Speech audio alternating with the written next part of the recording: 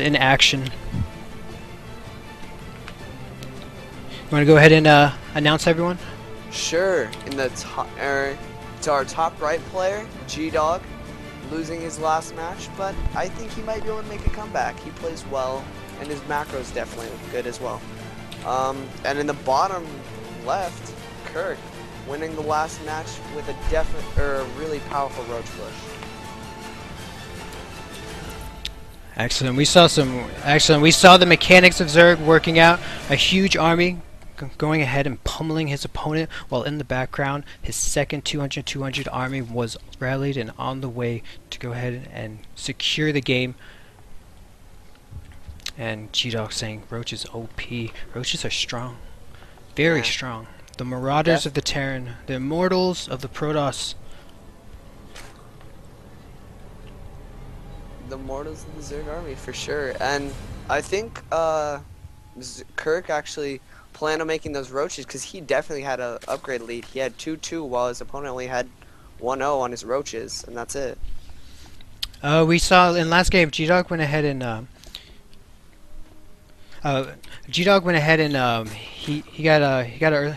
went for the Roach tech fast. He went for the Roach tech first, I think would be the best way to say it, and then he got his lair pretty darn fast and went ahead and got the upgrades for the Roaches and sniped his opponent's third.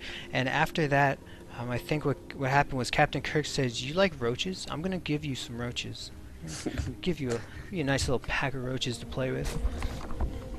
Yeah, and I think a definite problem in that game for G-Dog was the fact that he never took a third.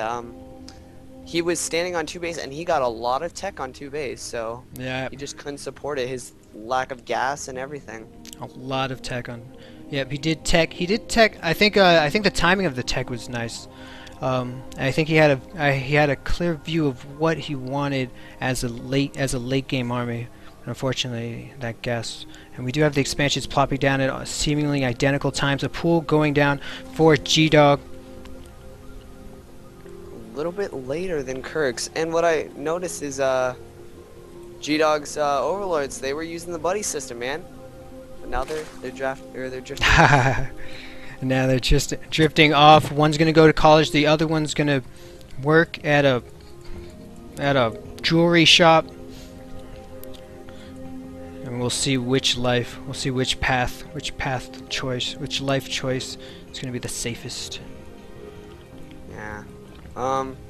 Whoa, Kirk coming out with a lot of things at once. 2 Lings, an Overlord, and an Extractor. The Extractor noticeably late, later than G-Dog's Extractor. Now, one thing to note: at the moment, CptKirk is not going to have eyes on this natural until he continues to scout it, but he doesn't have an Overlord placed right behind it, which is very common. To go ahead and plop that Overlord behind the natural, behind a third. Go ahead and get a good timing as to how macro heavy your opponent wants to be, and also to keep an eye on those gases. Yeah, definitely. And again, G-Dog with those late queens, just now getting his natural queen, while Kirk has his queens up decently early.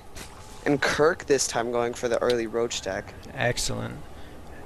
Excellent. We see the Roach tech probably went down around 4:30, maybe a little bit later. Do you think this, considering it's a 2-player map, we see this Roach horn just a little bit before 5 minutes? Do you think this means that we're going to see a heavy Roach army at the front door of G-Dog's natural? Definitely, and he might even be doing Stefano thing, except kind of rewired to ZVZ instead of ZVP. Max Roach, is it 12 minutes or 11 minutes?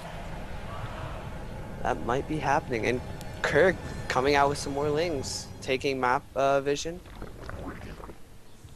Oh yeah, he's controlling both towers right now. Extremely important, especially early on in the game.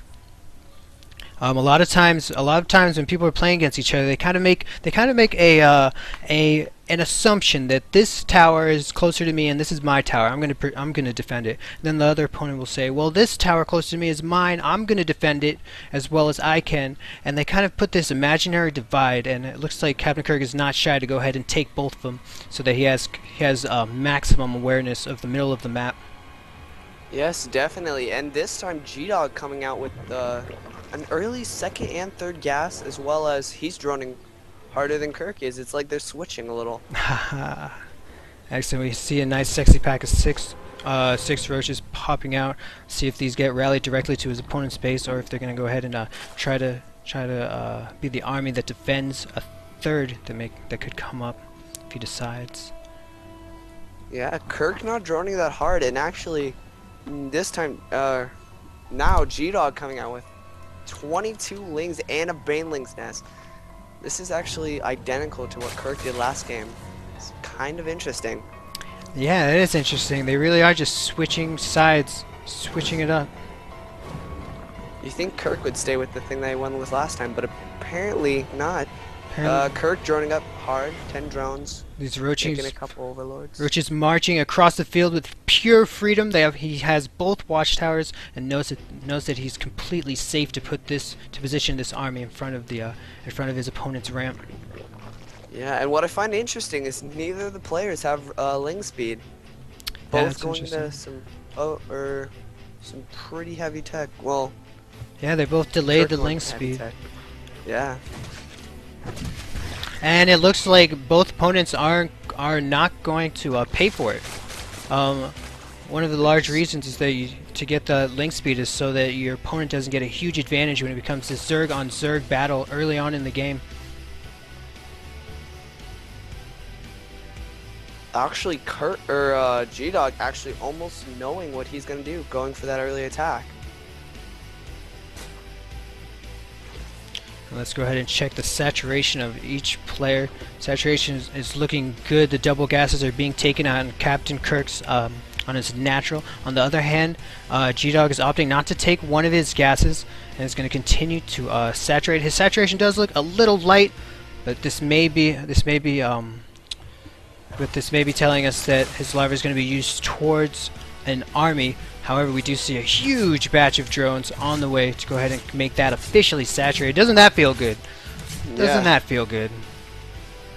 One round and you are saturated, good sir. And both people opting not to take the third. However, CptKirk has just taken his third. And will G-Dog go ahead and let him do it? Will he be complacent? Or will he go ahead and take his third as well?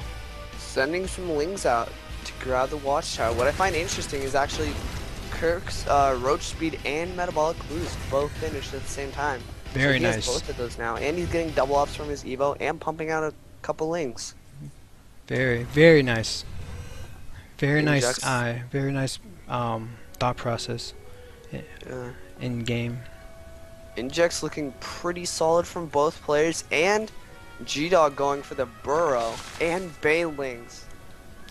It's gonna only mean one thing. Oh, what is that? Burrowed banelings at the ramp. I want to see that so bad. Oh no. Kirk goes for the attack. All those lings for sure are gonna be dead. Boom. Might even the roaches be dead. That could be a possibility as well. Kirk playing a little less safe than his opponent. His opponent having 2 spine crawlers, Kirk having no spine crawlers and grabbing a third base. In a straight up battle, I think CptKirk will be able to win it more than easily. We see this Hydralisk tech going down. It may be maybe we'll see some Hydralisks go ahead and back it up. I feel like in PvZ in particular, Hydralisks can be very delicate units. Yeah, they're good units, but them Colossus, dude. Once those Colossus pop out, they're virtually useless. And anytime you see Zerg with Colossus, you will be horrified. Yeah. Actually, Hydras, I like this move by him because a little Brood War mixture cancel out the Banelings, and it's like Zerg Brood War, Hydra Ling. Only Hydras were still like amazing. Both players having the right idea, searching for the third and trying to go ahead and take it out as soon as possible. G-Dog not necessarily trying to commit to this harassment, pulling all the lings back. Maybe he was trying to buy time for his own third to get up, and then he could also know that his opponent, where his opponent was, in regards to his third. Yeah, and definitely Kirk doing the same thing he did last game, opting in to get those double macro hatches in his base, his main. Oh yes. Oh, and the burrowed banelings, dude. He doesn't even know. Oh. Oh. Oh. Oh. Oh. All over the keyboard. Oh, gosh. Dude, I need a paper towel. Oh, and that's what the people pay for. Oh, that was nasty. Ew. That's all I want to see in the chat room. I just want people to type. Ew. Oh, G-Dog popping out with a lot of lings. G-Dog took out some lings. He's going to go ahead and double, make even more. And we're seeing a burrow game. We're seeing a burrow versus burrow strategies here. I actually want to see him just make like mass banelings and just. Oh my gosh. Steamroll Kirk. 38 banelings on the way. I think you two are on the same wavelength. I think he's picking up. Oh, all those banelings finishing up could actually would kill that entire Roach army. He would engage with everything. And let's see how it adds up. Perfect amount of banelings for that pack of units. But Kirk streaming out those roaches and pumping out 24 more roaches with 1/1 upgrades, and I think he does have speed on those, and he's got Tongue Claw, so he could move Burrowed into, or he could snipe G-Dog's third and snipe his main. Now G-Dog is sticking with this baneling composition. I feel like the longer he sticks with it, the less effective it's going to be, but we're going to have to find out. Oh, Nutch. If he transfuses that Spine Crawler, and he doesn't, the Spine Crawler goes down, and that Queen actually might get sniped as well. Oh, huge line of units on their way to G-Dog's base. This may be the end for G-Dog. Oh, and he's taking the drones out one by one. Oh, all these roaches streaming across the map. I really don't think there is a thing that G-Dog could do. Yeah, I think even in the supply count. Yeah, I think G-Dog is out of it. However, those two engagements were just beautiful. I think what it may have came down to, even though he was able to defend, I think it was just at too much of a cost, to himself. Yeah, and the GG we see from both players. Honestly, I think sticking on that tech was those were fun, but I think sticking on that tech really hurt G-Dog. You rarely see enough banelings to go ahead and deal with roaches. We saw that, and it was like watching a woman give birth. Dude, 38 banelings, dude. That's the magical number. That's it's the like magical number, exactly. Oh, what a beautiful sight.